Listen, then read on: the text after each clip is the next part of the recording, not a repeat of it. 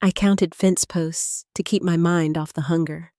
1, 2, 3, 17, 18. Each one standing straight in the frozen ground, like little soldiers guarding a ranch that didn't know I was coming. Didn't know I existed. Really. And well, that was fine. Most of the world had forgotten Patience Doyle by then, and I'd made a kind of peace with it. The way you make peace with a toothache, not because it stops hurtin', but because you get tired of complaining to nobody. It was early winter in Eagle Pass, December, I think, maybe January. The days had blurred together the way they do when you stop eating regular. My last real meal was, 2 towns back. A woman at a church supper had given me a bowl of potato soup and looked at me with those eyes, you know the ones, pity wrapped in righteousness. I'd thanked her and eaten every drop and hated myself for how good it tasted. My husband Daniel had been in the ground 7 months. The farm went 3 months after that. Consumption took him slow. I still felt the weight of his head in my lap those last nights. Lighter every week. Like the sickness was hollowing him out from the inside. My hand remembering the shape of his shoulder when there wasn't enough shoulder left to hold. Then the bank took everything fast. Funny how death moves like molasses, but debt moves like a brush fire. I carried an empty bucket. Don't ask me why I mean. I'd picked it up at an abandoned homestead 2 miles back, thinking I'd find a well somewhere. But honestly, I think I just needed to carry something. When you've lost everything, your hands feel wrong with nothing in them. The Hale ranch spread out before me like a painting of prosperity. Big house, whitewashed boards, full corrals with cattle breathing clouds into the cold air. Smoke curled from the bunkhouse chimney. The hands were warm. Fed, working. But the main house? I stopped walking. No smoke from the main chimney. Curtains drawn tight at midday. No garden well. The bones of one. Dead stalks poking through frost like fingers reaching for something that wasn't coming. No laundry line. No signs of the kind of life that happens inside a home. The cookin, the warmth, the small, ordinary things that make a building into something worth coming back to. And there, right by the well, another empty bucket. Just sitting there, bone dry. Like someone had set it down weeks ago and never come back for it. That bucket told me everything. A house where nobody bothers carrying water inside is a house where somebody stopped caring. Not about the ranch the corrals were mended. The cattle fat. Somebody stopped caring about the living that happens between walls. I knew that kind of not caring. I'd felt it myself those first weeks after Daniel passed, standing at my own well thinking. What's the point of water if there's nobody to make coffee for? I set my jaw. Squared my shoulders, which didn't amount to much. I was thin as a fence rail and probably looked half wild. My coat had been mended so many times it was more thread than wool. But my hands were clean. I'd washed them in the creek a mile back until my fingers burned red. Because here's the thing, I wasn't begging. I want to be real clear about that. I was offering labor. There's a difference, even when your ribs show through your dress.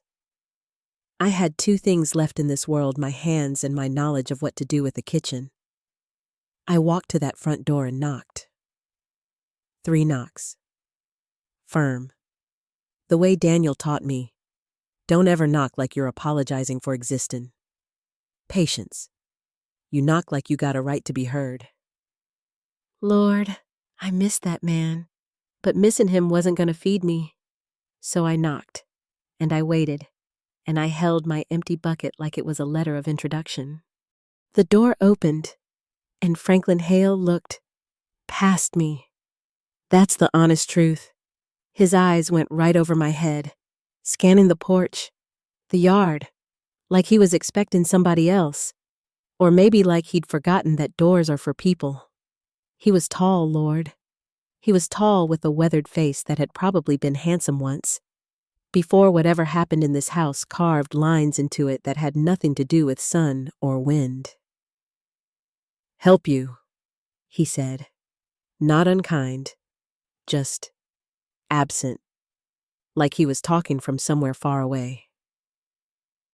"I can cook," I said, straight out, no preamble, no pleasantries. I didn't have the energy for the dance of polite conversation. "I'm looking for kitchen work. I'll sleep in the pantry, the barn. I don't care. I just need—" I swallowed. "I can cook. That's what I'm offering." He started to shake his head. I could see it forming the refusal. The sorry, "Ma'am, we don't need." But then I looked past him. And, well, the kitchen. I'd seen abandoned homesteads with more life. The stove was cold, not just unlit, but cold the way iron gets when it hasn't been fired in weeks.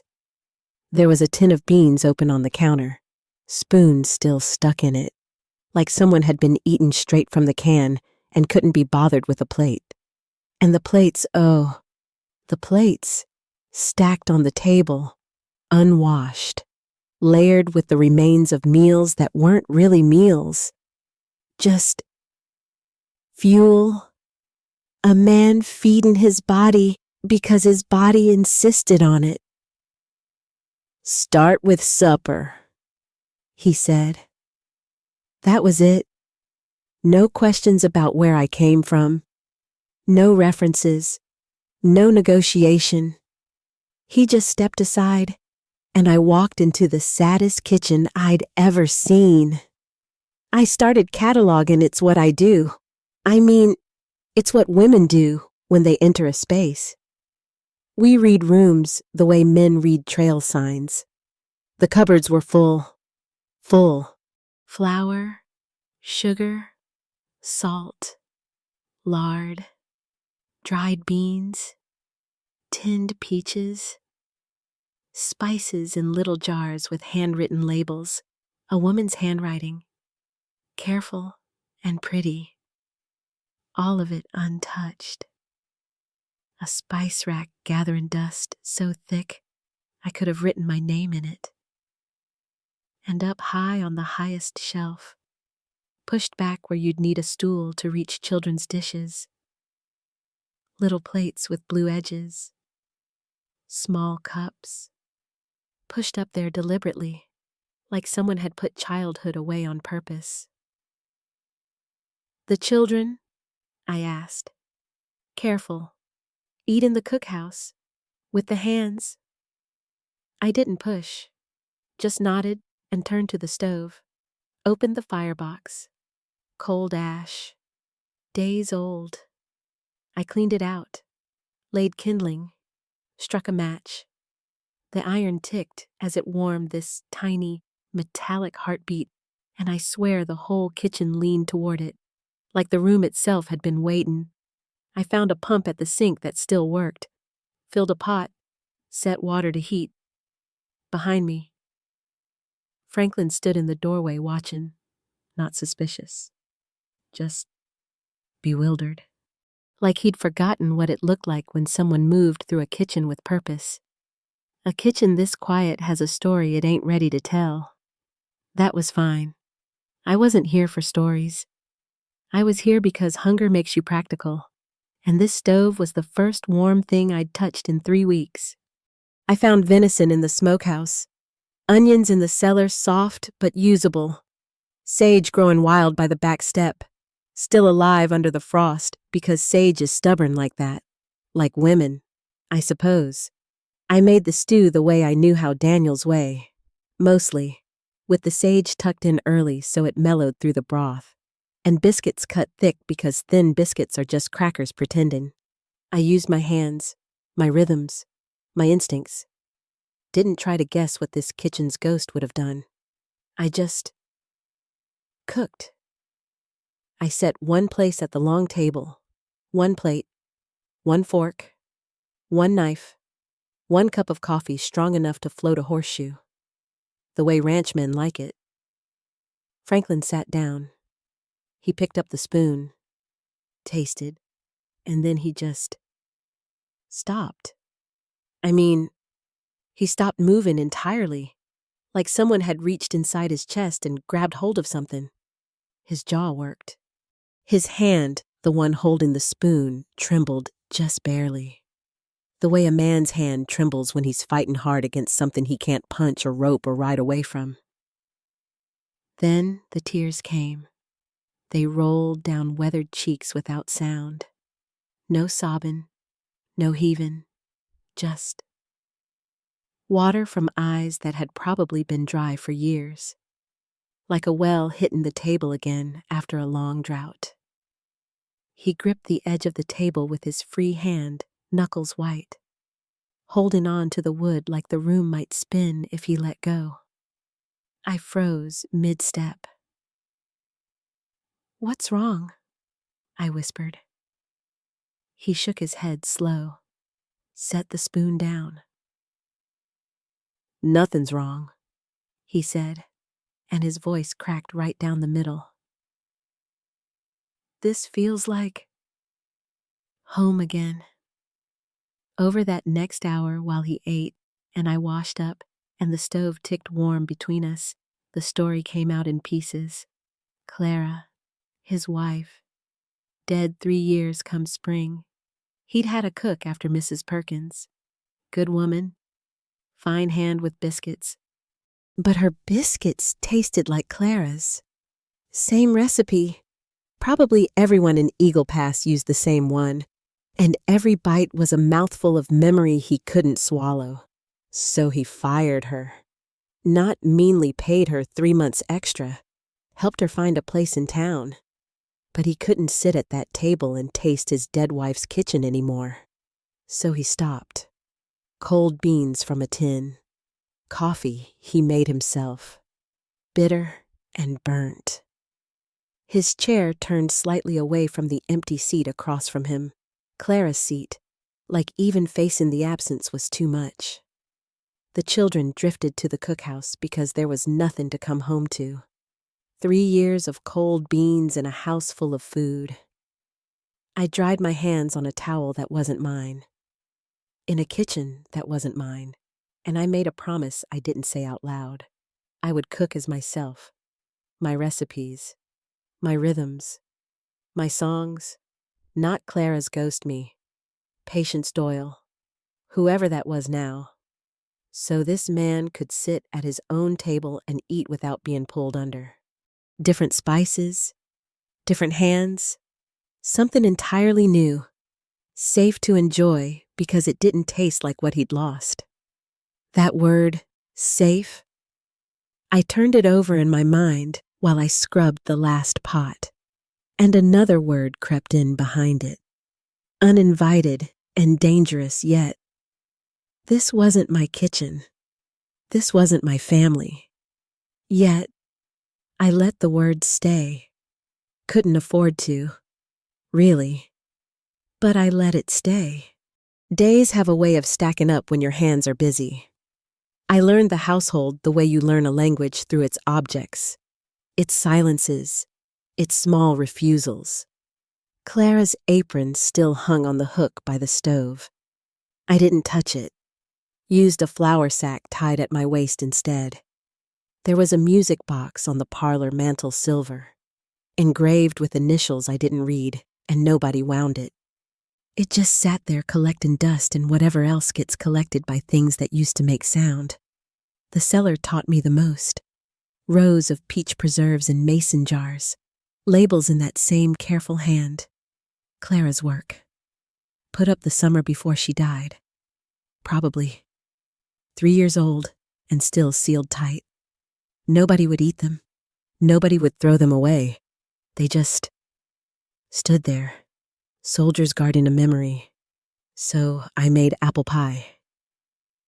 I want to be clear, it wasn't an accident. It was a choice. I found dried apples in the pantry, soaked them overnight, made a crust with lard and cold water and a pinch of salt. Not peach. Apple. Deliberately, consciously, with full understanding of what I was doing. This family didn't need Clara's food made by different hands. They needed different food made by different hands. Food that was safe to love because it carried no ghost. I hummed while I kneaded bread songs Daniel and I used to sing. Hymns my mother taught me. Nothing Clara would have known. I set coffee later in the morning, with a splash of cream.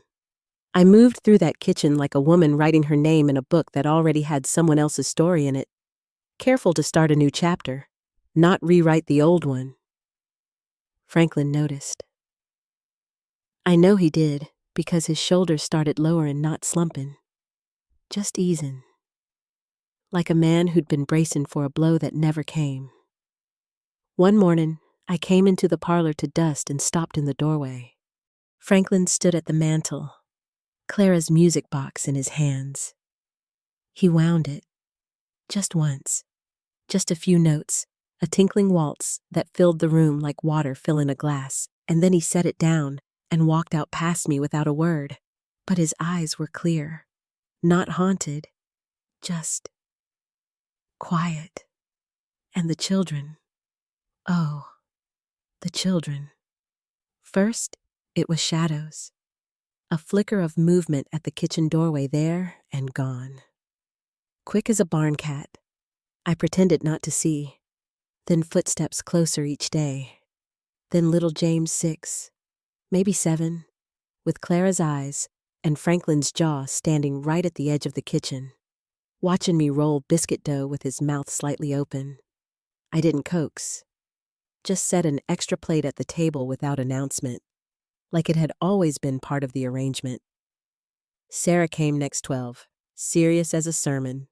She sat down like she was testing a chair for sturdiness, ate a biscuit in small, careful bites, watching me over the rim of her cup. Then Thomas 14, all elbows and silence. He didn't sit for 3 more days. But when he did, he ate 2 plates without a word. And that silence said more than anything you could have. One evening, James sat at the table without being asked, picked up a biscuit, ate it with his eyes closed the same way his father did, and something in my chest cracked like a thin sheet of ice over moving water. And I turned back to the stove so nobody would see what that did to my face. The night it happened, I'd made pot roast with root vegetables, cornbread with honey butter, and stewed apples with cinnamon. Nothing fancy, just warm. The kind of food that doesn't ask you to admire it, just ask you to sit down. All 4 of them at the table, Franklin at the head, James and Sarah on one side, Thomas on the other, me standing by the stove with the serving spoon, because I hadn't quite figured out where I fit in this picture. The help stands, family sits. I was still between. James was eating with that fierce concentration children have, like each bite required his full attention.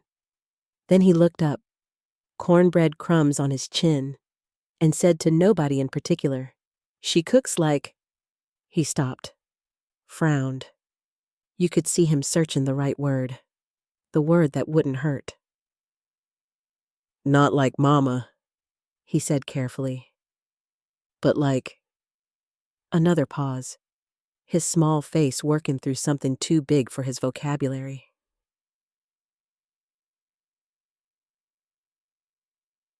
"Good." Sarah set her fork down, looked at her plate, then at me. "He's right," she said quietly. 2 words, steady as a stone dropped in still water. Thomas didn't look up, but he reached for a second helping of pot roast, and his hand was steady, and that was its own kind of agreement. I said, "Excuse me," and walked to the pantry. And I cried, but not the way you might think. Not grief. It was God.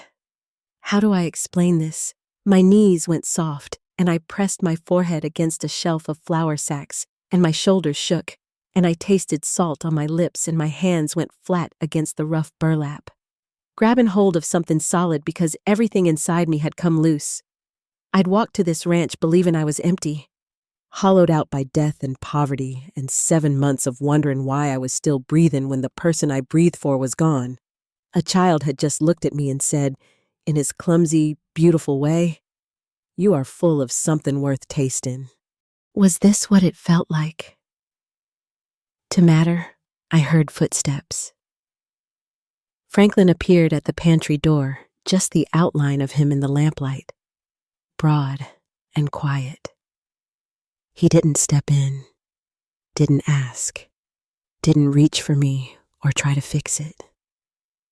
He just stood there, solid as a fence post, and said, "The boy's right." Then he left. And that restraint, that willingness to see me without demanding an explanation, turned something in me I can't quite name. Like a key in a lock I didn't know existed. I washed my face at the pump, dried my eyes, went outside to the frost-edged meadow and picked whatever was still alive, a few tough little wildflowers, purple and stubborn, clinging to stems that should have given up weeks ago. I put them in my bucket, the empty bucket I'd carried here with nothing, filled it with well water, set those ragged flowers inside, and placed it in the center of the kitchen table. Wildflowers in an old bucket on a rich man's table. It looked ridiculous. It looked perfect. Like me in this kitchen, out of place and somehow exactly right. The buckboard came on a Tuesday morning. I knew trouble the way you know a storm by the color of the sky before the wind shifts.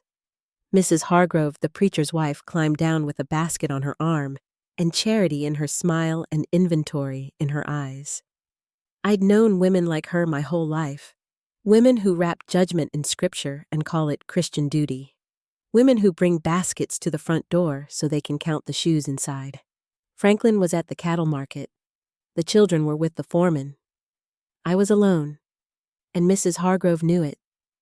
You don't arrive by accident on the one morning the man of the house is gone. "Mrs. Doyle?" she said, setting her basket on the kitchen table. Her eyes were already cataloging. My worn dress, the flower on my wrists, the children's drawings tacked beside the window, James's horse, Sarah's wildflowers, Thomas's barn with the door open and light spilling out. "How settled you've made yourself," she said. Then, adjusting her gloves, "I trust you understand. A woman in your position alone, without family, without a husband's good name to shelter under there, are matters of propriety to consider. The Lord sees all, Mrs. Doyle, but the congregation sees plenty." She asked her questions like a woman already composing the letter to the church board. How long, where I slept, whether Mr. Hale was aware of how this arrangement appeared. Surely a woman of Christian conscience would see the need for more. Appropriate circumstances. I poured her tea in Clara's cups, set out biscuits on a plate, and I answered, but my voice came out tighter than I wanted. "I cook, Mrs. Hargrove. I'm paid fair. The children are fed 3 meals and have returned to their father's table after 3 years of eating with ranch hands. If it's the pantry you'd like to inspect, you're welcome. But if it's my character you came to examine, well, I'm afraid I left my references in the same place I left my husband, in the ground." She left with her basket untouched. Mission accomplished anyway. After the buckboard disappeared, I stood at the counter and scrubbed.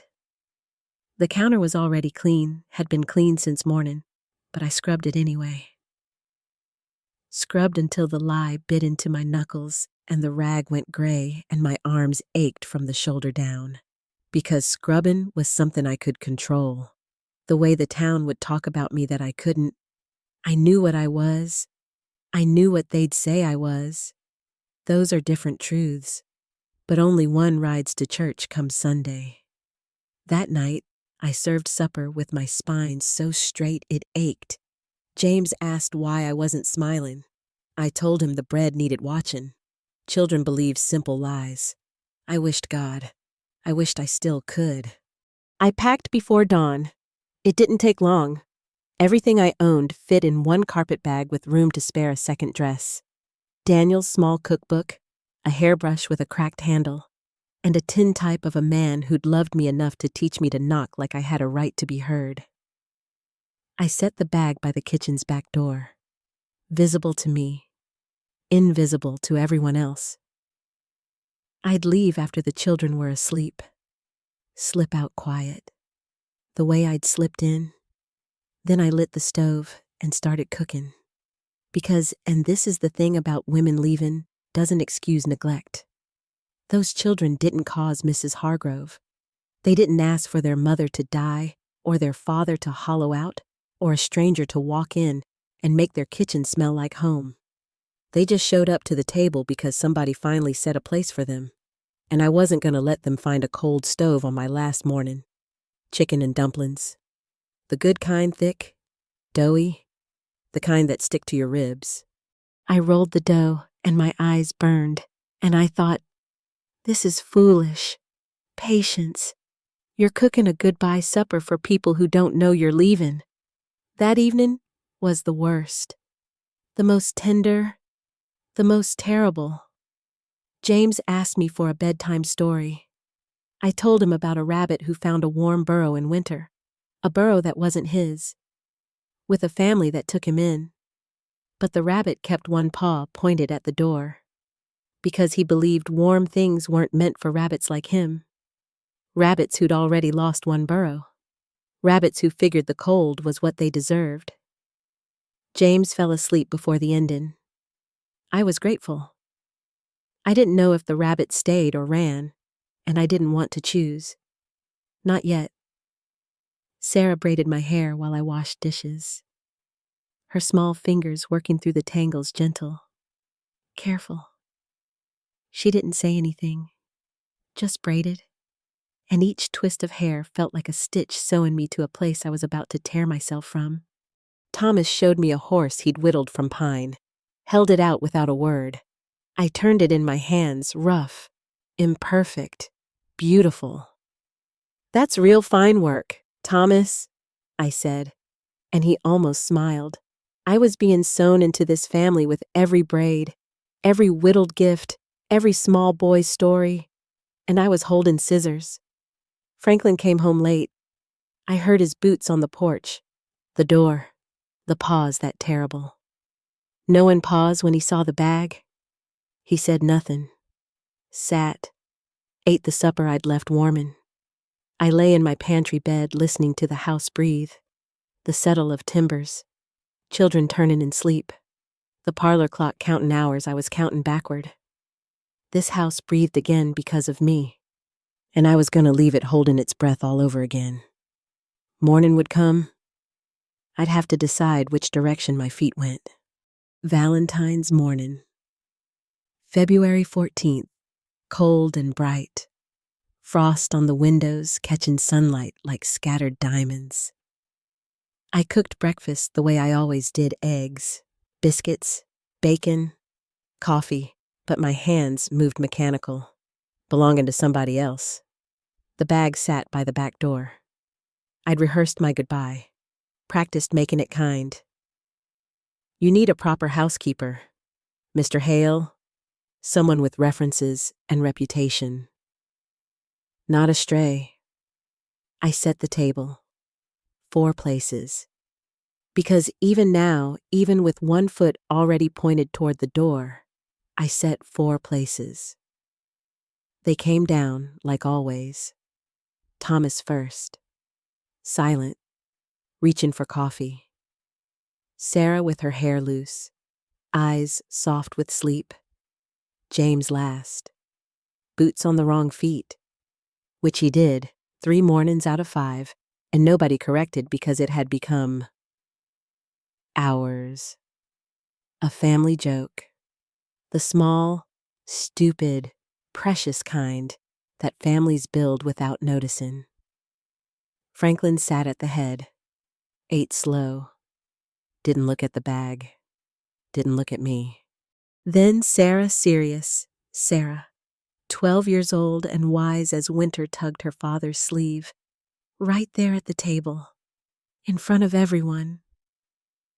She feels like home, Daddy. Her voice steady and clear, the way only children's voices can be when they're speaking a truth adults are too afraid to say. Can she stay? The kitchen went quiet, not silent. The stove ticked. The clock murmured, but the human sound stopped. James put his fork down. Thomas looked up from his plate. Franklin's hands went still around his cup. He looked at me, and this is the part I need you to understand. This was not his moment. It was mine. I looked at the bag by the door, my whole life in there. I looked at the children, James with his boots on wrong, Sarah with her steady eyes, Thomas holding so still I could see the hope vibrating underneath. I looked at the kitchen, my kitchen, filled with my bread, my rhythms, my songs, my apple pie, my wild flowers in a bucket on the table. I walked to the bag, picked it up. For 1 second, I felt the road, the cold of it, the emptiness, the freedom that's really just loneliness dressed in walking shoes. I felt the pull of the old pattern: leave before you're left. Run before the warm thing turns cold. Keep moving so the grief can't find your address. Then I unclasped the bag, took out Daniel's cookbook, small, stained, smelling of rosemary and a life I'd loved, and carried it to the shelf beside the stove. Set it right next to Clara's peach preserves. 2 ghosts, 2 lives, side by side, making room. I turned to the children, not to Franklin, to them. I ain't going anywhere, I said. James grinned so wide his face could barely hold it. Sarah exhaled this long, shaky breath, like she'd been holding it for days. Thomas nodded. 1 nod, slow and deliberate, worth every word he'd never said. I unpacked that bag because I chose to, not because he asked, not because a child begged, because I decided, me, Patience Doyle, with my empty hands and my full heart, that this kitchen was worth the risk of wanting something again. That evening, Franklin walked to the kitchen. He stood in the doorway, the same doorway he'd stood in that first night, when I was a stranger and he was a man who'd forgotten what home tasted like. But everything had shifted. The light was warmer. Or maybe we were warmer, and the light just looked that way. Patience, he said. He almost never used my name. It sounded careful in his mouth, like something he was learning to hold. Mr. Hale? Franklin? He corrected. Quiet. Firm. Franklin? He cleared his throat, looked at his boots, looked at me, started to speak. Stopped, rubbed the back of his neck the way men do when the words are too big for the door they're trying to push them through. Then he tried again. I hired you for my belly, he said. You been feeding my soul. Stay not as help, but family. I smiled, the first smile I'd given without measuring its cost. Just a smile, free and full. Been family since day 1, I said. You just noticed, he laughed. Low and rough and surprised, like a man who'd forgotten he could. And I laughed too. And somewhere down the hall, James giggled because children hear laughter the way dogs hear whistles from impossible distances. The days after that were just days, but they were ours. 2 coffee cups on the table, each morning, mine with cream, his without. Sarah learning to knead bread beside me, her hands working the dough with a patience that sometimes outstripped mine. James carrying firewood without being asked, stacking it crooked but stacking it true. Thomas whittling at the kitchen table evenings while I mended, not talking, just being in the same room, choosing to be in the same room, which is what family comes down to when you strip away everything else. Franklin still stumbled over my name sometimes, called me ma'am by accident, then corrected himself with a half-smile that hadn't existed in this house 3 months ago. We were learning each other the way you learn a trail, by walking it, by stumbling, by keeping on. He fixed the garden fence come March. Didn't ask what I wanted to plant, just fixed the fence and left the planting to me. Which was right. Which was the kind of man he was learning to be again. I planted sage and rosemary and thyme and lavender. Things that smell like purpose. Things that come back every year, even when you forget to tend them. Because some growing things are stubborn enough to survive neglect. Like women. Like children. Like love, when it decides it ain't done with you yet.